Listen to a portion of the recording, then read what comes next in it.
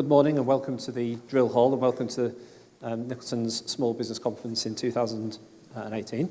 For those of you who don't know me, my name is Richard Hallsworth. I'm a director at Nicholsons, but also the host for the start of this morning's conference.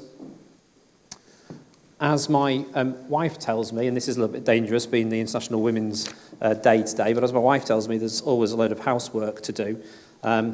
We don't anticipate that there's going to be a fire drill, but if the alarm does go off, then the exits are in the four corners and the toilets are in the lobby near the box office.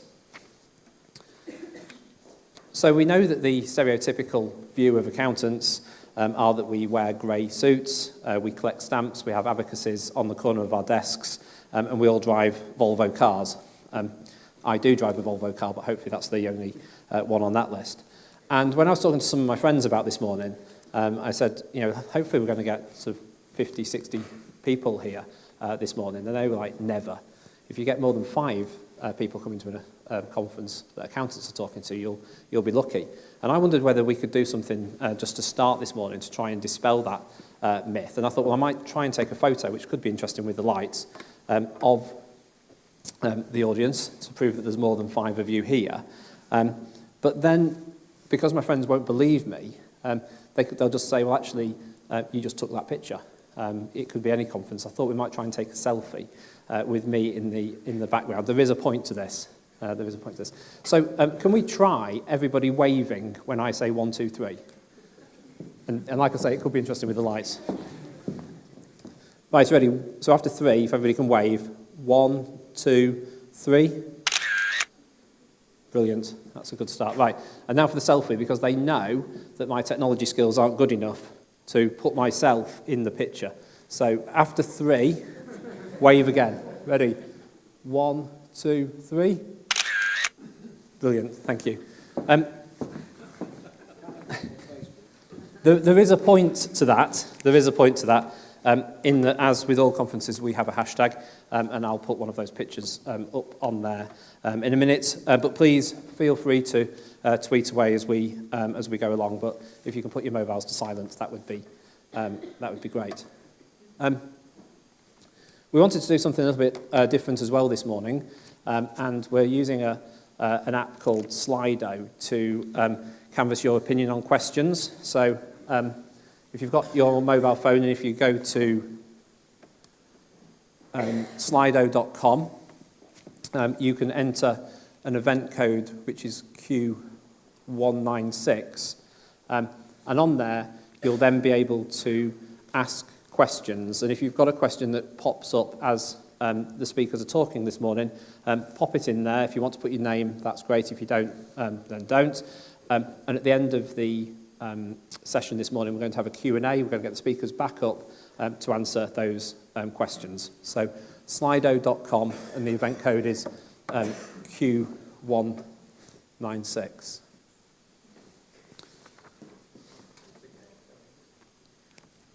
Q196 for everybody, just once more.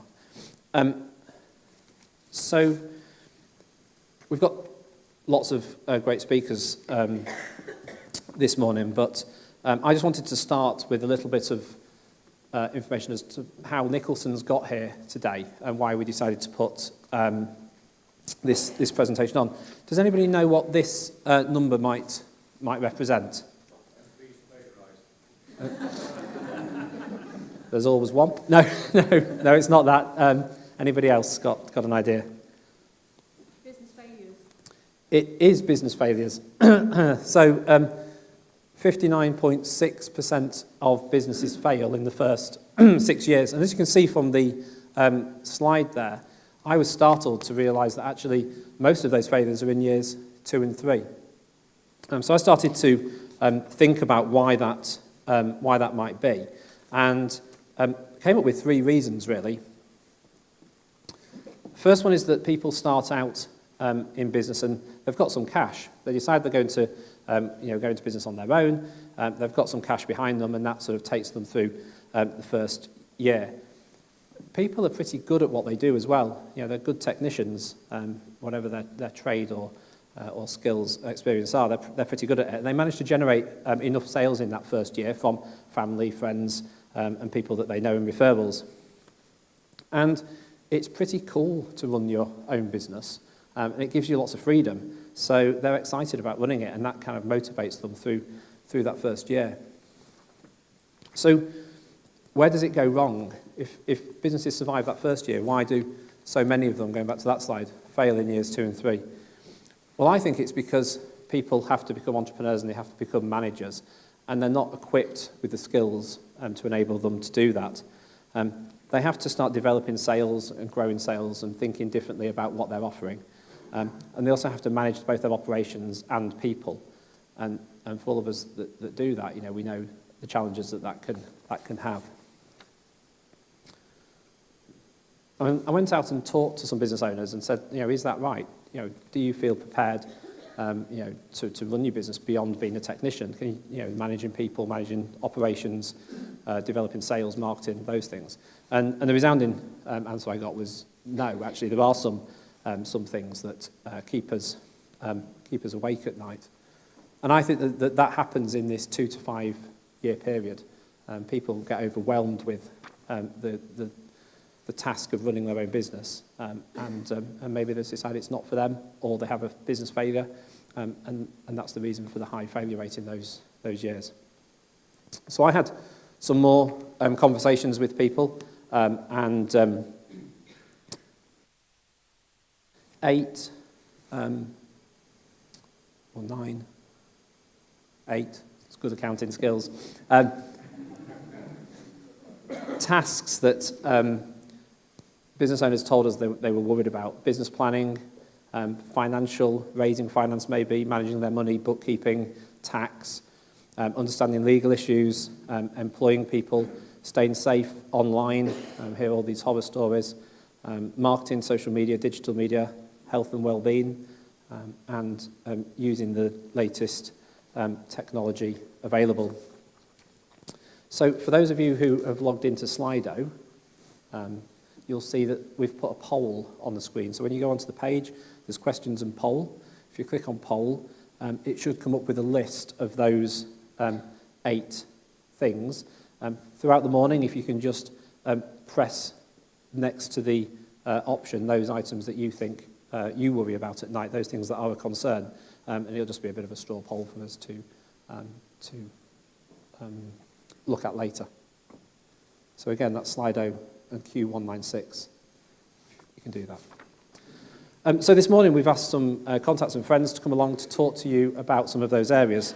We've got Mike Squill from Wilkin Chapman, who's going to lead us through some legal issues to think about, Andrew Tomlinson from Nicholsons HR to talk about employing people, and McGee from Barclays, online security. And then after the break, Alex Wright from Napton Wright, who's going to talk us through some marketing, Rachel Linstead from Firecracker, talking about health and well-being, and then finally Chris Pickles from the F1 Group talking to us about technology.